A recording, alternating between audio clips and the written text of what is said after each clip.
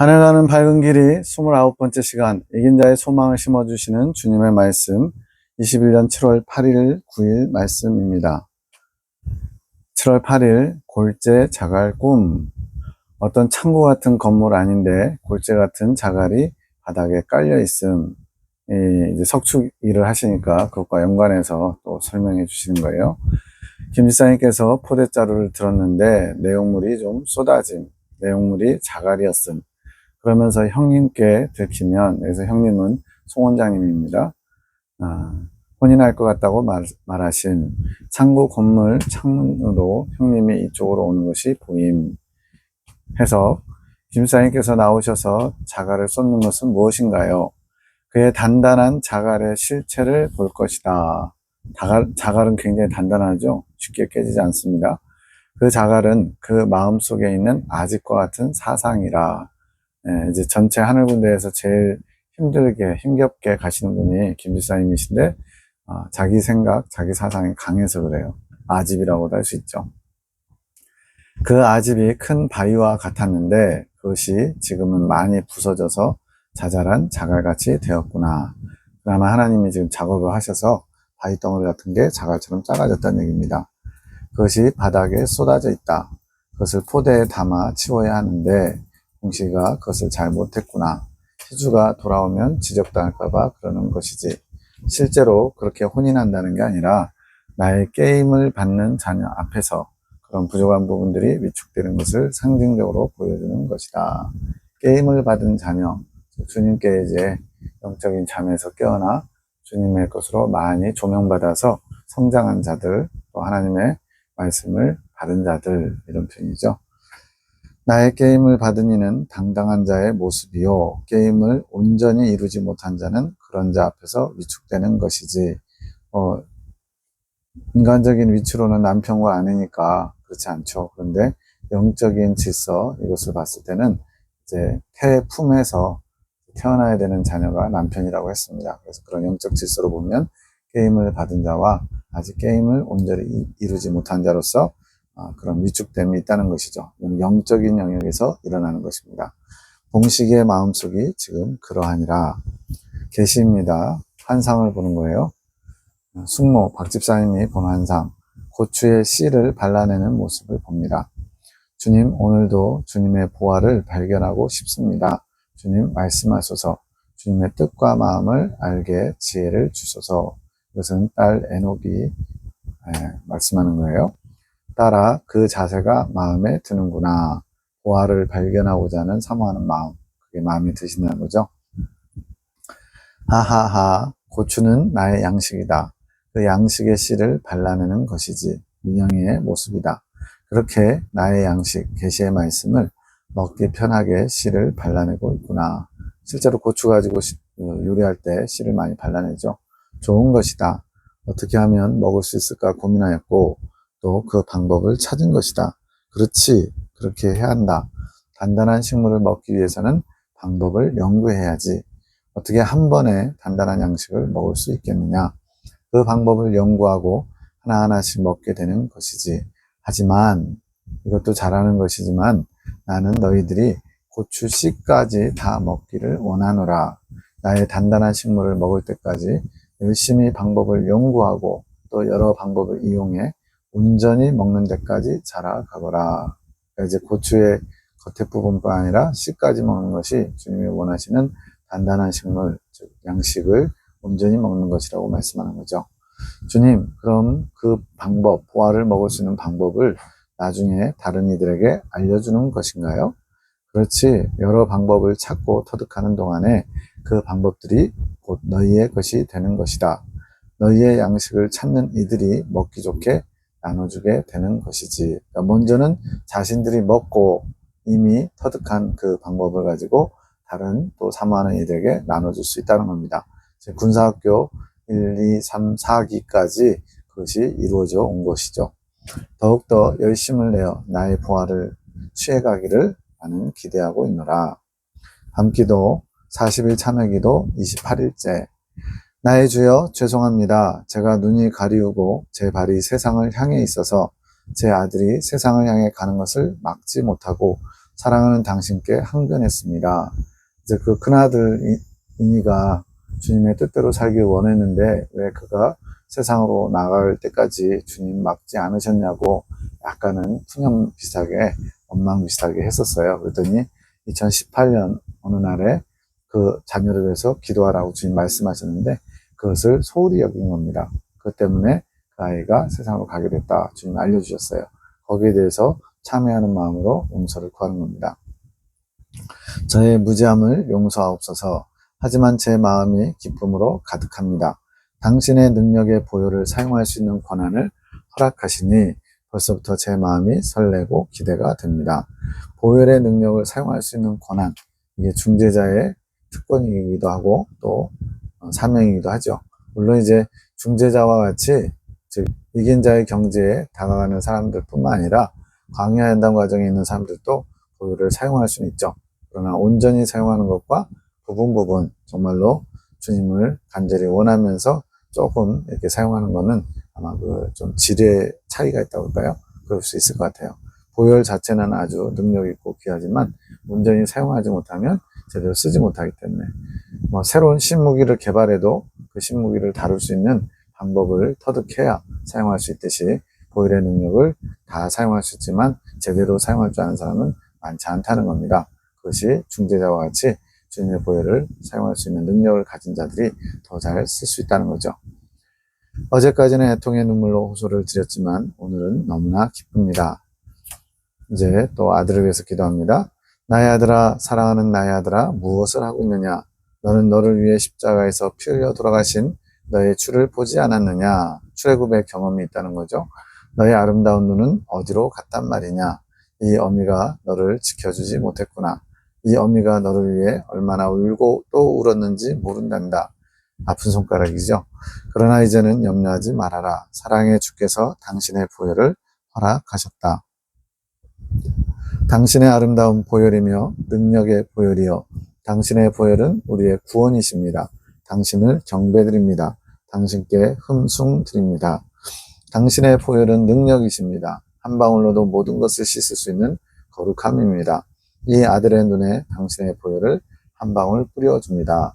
보혈을 사용할 수 있는 권한을 가진 자가 중재자인데 이것처럼 주님의 보혈을 가지고 내 것처럼 이렇게 주님의 뜻을 따라 사용하고 있습니다. 오른편에 한 방울, 왼편에 한 방울. 이 아들이 당신을 떠난 자신의 처지를 보게 하소서.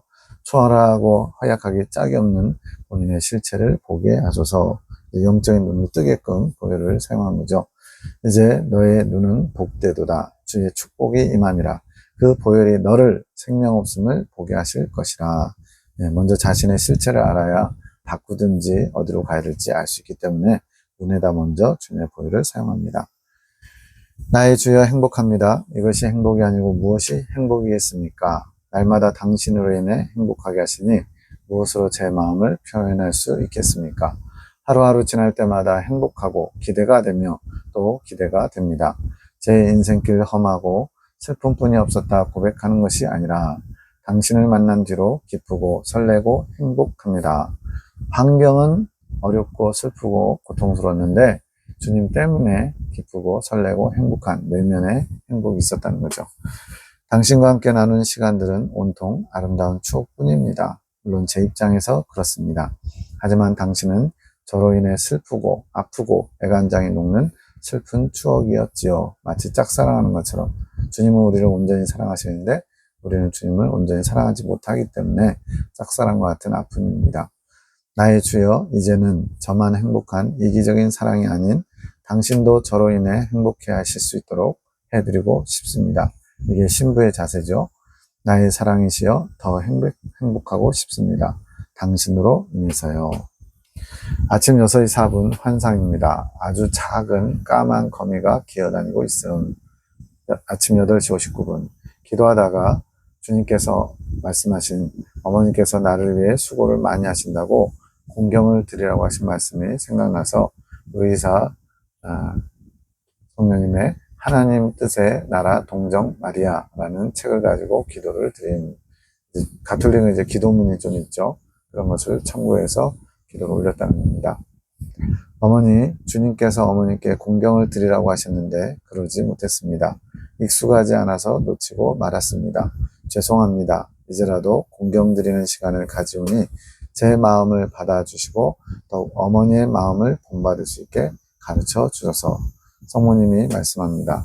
그래, 나의 자녀야, 나를 찾아주니 고맙구나. 내가 너를 축복하노라. 내가 너를 아름답게 단장해가며 너의 모든 것을 고쳐가며 이끌어가고 있단다. 그래서 이 세 번째 연단 신부단장의 그 주 역할을 하신 분이 성모님이라고 예수님이 가르쳐 주셨어요. 나에게 깊은 사랑을 바치니 내 마음도 더 흡족하구나. 잘하고 있구나. 차분히 너의 뜻을 우리에게 일치시키며 한 걸음씩 따라오고 있구나. 오늘도 힘과 용기를 잃지 말고 너의 시선을 이곳으로 고정하여라. 너의 생각을 이곳에 머물게 하여라. 그것이 주의 뜻이며 나의 뜻이다. 곧 아버지의 뜻이니라. 그래, 오늘은 내가 주는 평안 가운데 머물러라. 예수님과 오셨구나. 나는 가리라. 너에게 위로와 사랑을 입혀주러 오셨구나. 그의 품에 머물러라.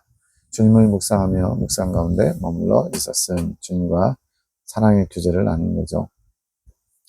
8시 44분 안주하여 내 영혼인데 기도하는데 들린 환상. 머리 없는 돼지. 새끼 돼지보다는 크고 어미 돼지보다는 작은, 그러니까 한참 성장하는 청소년기 돼지죠. 근데 머리가 없대요. 꼬리 쪽이 머리인 것처럼 왼쪽을 향해 가고 있음. 뭔가 비정상이죠.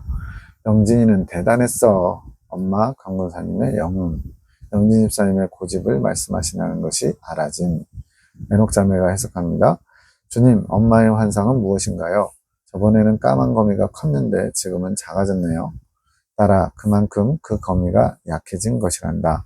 거미가 일할 수 있는 악이 적어진 것이지. 너희의 기도로 또한 희주로 인해 그 거미가 일할 수 있는 영향이 작아진 것이다. 그런데 왜 기어다니나요? 지금 틈을 찾고 있는 중이다. 기어다니다가 틈을 못 찾게 되면 도망가겠지. 그렇게 악한 것들은 너희에게 나오는 밥을 먹고 자란다.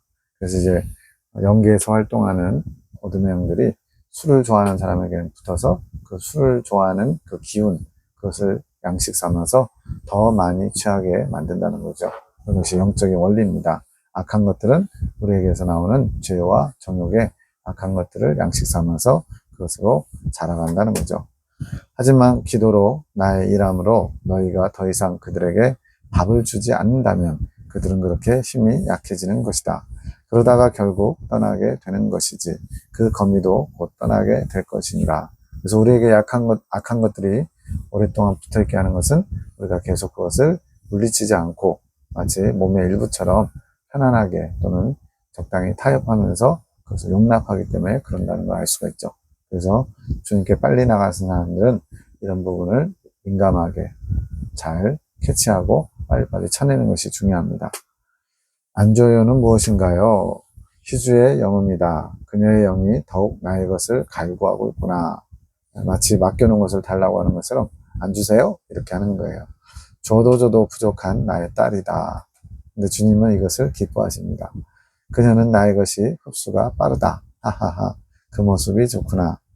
주님, 이 환상은요, 이상한 환상이네요. 돼지가 머리도 없고 꼬리 쪽이 머리인 것처럼 왼쪽을 향해 가고 있는 환상. 하하, 그렇지. 그건 너희의 정욕이다. 너희 정욕의 모습이 그렇게 이상한 모습이구나. 반대로 되어 있지. 계시록에도 보면 이제 마귀의 그 권세를 정갈에 비유하는데 정갈도 머리로 앞서가는 것이 아니라 꼬리로 일화를 하죠. 꼬리로 공격하는 것처럼 그와 비슷한 겁니다. 꼬리 쪽으로 가는 모습. 그리고 올바른 모습을 갖추고 있지 않구나. 머리가 없는 거. 정욕은 원래대로라면, 즉 타락 전이라면 나를 향해 있어야 하지만 육체를 유지하기 위해서 필요한 것이 정욕인데 그것이 주님을 향해서 주님을 더 영화롭게 하는 그런 통로, 도구가 돼야 되는데 지금 타락 이후에 반대로 오히려 주님을 멀어지게 하는 주님과 반대 방향으로 가는 것을 의미합니다. 너희를 위해 쓰다 보니 그렇게 이상한 모습으로 변해버린 것이란다. 그런데 그게 왜 엄마한테 보인 거예요? 희주가 너희의 그런 모습을 보기 때문이다. 알게 되는 것이지. 대부분의 사람들이 다 이렇다는 거죠. 너희의 그런 모습을 위해 기도해 주는 것이 그녀의 사명이기에 그런 것이다. 그녀는 중재자란다. 너희의 그 이상한 정욕을 다시 그녀의 기도로 바로 잡아가야지. 그러니 그녀에게 그런 돼지가 보인 것이란다. 마지막 영음, 영진이는 대단했어는 무엇인가요? 그 돼지가 고집이다. 아집이지. 네. 이 아집은 칠종 죄성 중에 가장 마지막까지도 남아있는 것이라고 했습니다. 하지만 그 돼지가 영진이라는 것은 아니다. 그냥 그 돼지는 지금 희주의 일에 대한 상징이지. 그렇게 희주가 너희의 문제들을 보게 될 것이라는 뜻이다. 지금도 보고 있는 것이고. 아무튼 영음으로 돌아가서 우리 순이도 나의 중재자로서 사명이 있는 것인데 그녀는 말이 너무 많구나. 유쾌하시고 활달하셔가지고 말씀하는 거, 교제하는 걸 좋아하셔요. 근데 이제 그 말 많은 것이 주님의 일에 해방이 되기 때문에 좀 침묵하라고 많이 말씀하십니다. 그것이 그녀가 나의 일을 하는데 큰 걸림돌이 될 것이다. 그녀가 나의 침묵을 배우기를 원하노라. 좀 더 조심성 있는 모습을 갖추기를 원하노라. 나는 그녀의 꾸밈없는 모습과 영혼들을 사랑하는 그 모습이 참 좋다. 순수한 어린아이 같은 심령이라는 거죠. 하지만 말이 많으면 마귀가 참수하거나 틈을 탈 수 있는 것이란다. 그녀가 그것을 주의하기 원하노라. 날마다 그 입술을 나에게 기도로 맡기기 원하노라. 그 할머니가 직접 그렇게 기도로 나가길 원하신다는 얘기입니다. 자, 꿈 계십니다. 공룡이 나오고 문이 보이고, 어떤 문이 보임, 그 문을 넘어서 안으로 들어가면 공룡의 세계라는 것이 알아짐. 주라기 공원 영화 같은 거 생각하시면 되겠죠. 그 문을 열고 들어가자 매우 큰 공룡의 얼굴이 바로 앞에 나타남.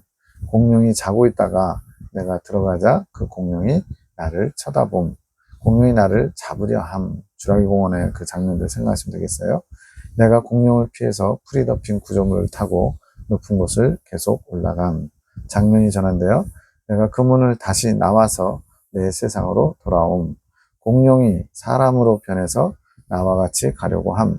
내가 너는 사람이 아니어서 나를 따라올 수 없다고 함. 공룡이 계속 가게 해달라고 함. 내가 단호하게 그것을 거절함. 해서 주님, 오늘 공룡이 나온 꿈은 무엇인가요? 그 공룡이 잠자고 있구나. 내가 너희 마음으로 들어갈 때 너희 자아는 그런 공룡과 같다. 문 바로 앞에서 그렇게 잠자고 있지. 주님께서 우리 마음을 이제 차지하셔야 되는데 그렇게 주님이 우리 안에 들어오실 때마다 자아가 마치 문지기처럼 그렇게 잠자고 있지만 지키고 있다는 거예요. 자아가 왜 잠자고 있나요? 나를 대항하는 자아, 육적인 자아죠. 그 자아는 내가 나타나야 활동한다. 내가 나타나지 않으면 사람은 그런 자아가 있다는 것을 인식하지 못한다.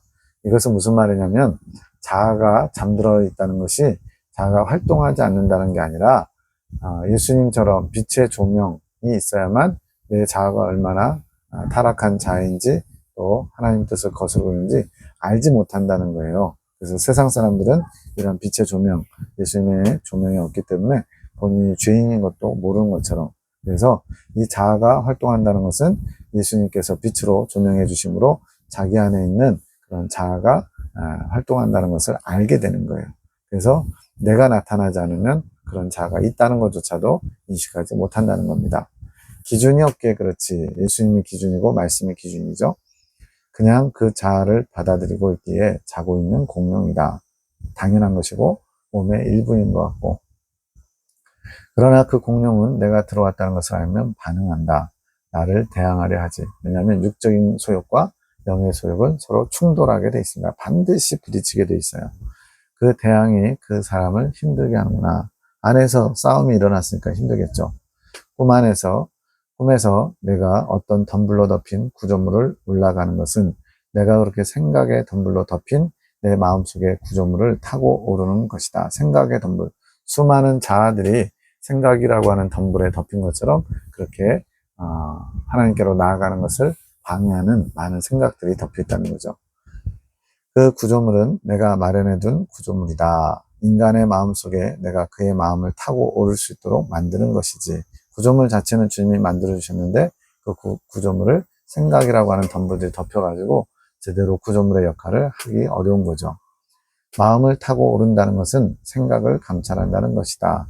그 주라기 공원에서도 보면 높은 탑 같은 게 있어가지고 거기서 내려다보면 공룡들의 어떤 분포나 어떤 변화를 감지할 수 있는 것처럼 주님께서 그 구조물의 높은 곳에 올라가서 마음을 구석구석 감찰하심으로써 자아를 발견케 하시고 여러 가지 육적인 것과 영적인 것을 감찰하신다는 거죠. 그의 마음속이 어떻게 되었는지 내가 감찰한다는 것이지. 꿈에서 너는 올라가는 과정이 매우 힘이 들었다. 그만큼 내가 그의 마음속을 감찰하는 과정이 쉽지 않다는 것이다. 왜냐하면 자기 중심적인 생각이 꽉꽉 차 있기 때문에. 왜요? 주님은 전지전능하신데요. 나는 전지전능하다. 그러나 사람의 마음을 자유자재로 다닐 수는 없노라. 그 사람이 나에게 영역을 주어야 내가 더 깊이 감찰할 수 있노라. 자, 이것은 주님의 능력이 부족하다는 것이 아니고 주님께서 그냥 그렇게 원칙을 정하신 거예요. 사람의 마음을 받아 일하시고 사람의 화답을 받아 당신의 뜻을 이루어가신 하나님. 그래서 강제적으로 마음을 파고드는 것이 아니라 강제적으로 다 마음을 달가벗기는 것이 아니라 사람이 주님께 허용한 만큼 또 주님께 나아간 만큼 더 깊이 감찰할 수 있다는 겁니다. 구석구석 가능하지. 꿈에서 높이 오르는 것은 잘 보기 위해 그렇다. 그런 상징이 들어가는 것이다. 너희가 열어준 만큼 내가 들어갈 수 있는 것이다. 이래서 주님은 인격적이라고 하는 겁니다. 열어준다는 것은 나를 인정하고 나에게 감찰을 맡기는 것이지. 그것이 내가 만들어 놓은 구조물을 타고 오르는 것이란다. 그 구조물은 인간 모두에게 내가 넣어준 신을 찾고자 하는 마음, 피조물이 창조주를 찾고자 하는 그런 본능적인 그런 열망이 있다는 거죠. 인간의 마음속에 내가 일할 수 있도록 내가 만들어 놓은 인간의 속성 같은 것이 그 구조물이노라. 그 구조물도 생각의 덤불로 많이 덮여 있지. 그런 생각의 덤불은 내가 구조물을 오르는데 많이 불편한 존재란다. 그래서 잡생각이 많으면 안 되는 것이지. 잡생각이라는 것은 주님과 상관없는 것, 주님께 나아가는 것에 방해가 되는 것, 즉 육신의 소욕을 자꾸만 추구하는 거죠. 좋은 생각들이 많아져야 된다. 좋은 생각들은 나의 구조물을 더욱 튼튼하게 만드는 생각이란다. 그래서 좋은 생각이란 건 세상 관점에서 좋은 생각이 아니라 주님과 상관이 있는 것, 주님과 관계된 것, 영적인 것을 말하는 거죠. 그런데 왜 그 자아의 공룡이 사람으로 바뀌었나요? 이제 빠져나오는데 공룡이 사람처럼 돼가지고 따라 나오면서 같이 가자고 하죠. 내가 그 사람의 마음을 나왔다. 그 마음의 공간은 자아가 크게 자리 잡았던 공간인 것이다. 나의 감찰로 인해 나를 대항하는 어떤 자아가 그의 공간을 잃었다. 말 그대로 이제 어둠에 덮여 있었는데 거기에 빛으로 조명해가지고 어둠 부분이 없어졌어요. 그렇게 되면 그 어둠이 활동할 수 있는 영역이 줄어들겠죠. 그래서 온전히 다 빛으로 밝게 비춰버리면 어둠은 더 이상 그 안에 있을 수가 없겠죠. 그래서 그 공룡이 나에게 같이 가게 해달라고 부탁하는 것이다. 주님의 빛으로 조명된 마음, 더 이상 공룡, 자아가 머물기에 어려운 공간이 돼버린 거죠. 내가 다른 공간으로 지금 가려고 하는 것이기에 그렇다. 다른 공간에 가려고 하는데 인간의 모습을 한 그 공룡, 자아는 나와 함께 할 수 없다. 그 자아는 그 자아가 속한 인간의 한 부분처럼 나에게 말한다. 그래서 그 공룡이 인간의 모습을 취한 것이지.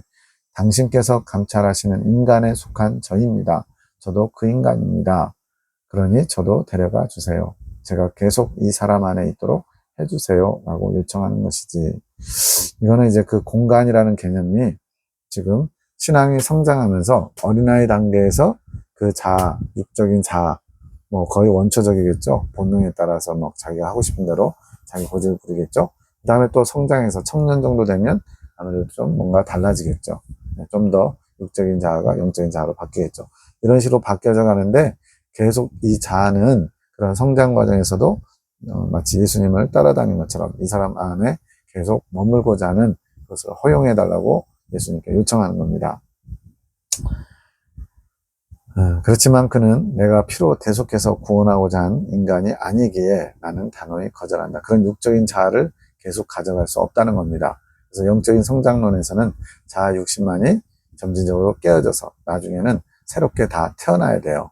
그 옛날 육적 자아, 즉 애굽의 맛을 아는, 죄악 세상의 맛을 아는 자아들이 계속 가나안 땅에 들어갈 때까지 남아있을 수 없는 거예요. 그걸 데려갈 수 없는 것처럼 여기서는 주님께서 그 피로 대속해서 구원하고자 한 인간이 아니다. 그는 육에 속한 자아, 아직 영적이지 않은 자아를 가리키는 겁니다.